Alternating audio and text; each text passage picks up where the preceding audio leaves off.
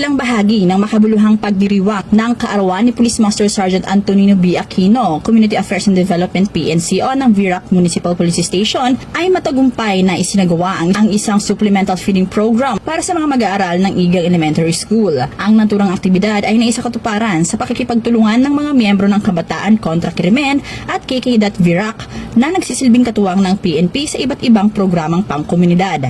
Layunin ng proyektong ito na higit pang mapabuti ang kalusugan at nutrisyon ng mga batang mag-aaral, kasabay ng pagpapatibay ng ugnayan, tiwala at pagtutulungan sa pagitan ng pulisya at ng komunidad. Bahagi rin ito ng adhikain ng PNP na ipamalas ang mas malawak na saklaw ng kanilang serbisyo, hindi lamang sa aspeto ng seguridad at kaayusan, kundi pati na rin sa larangan ng pagmamalasakit at pagkalinga sa mga pangunahing sektor ng lipunan.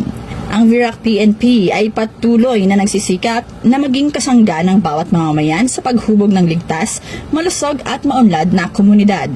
Mula dito sa Bicol Region, ako ang inyong PNN correspondent, Staff Sergeant Irene Hanifri Abad, alagad ng batas, tagataguyod ng Balitang Pulis.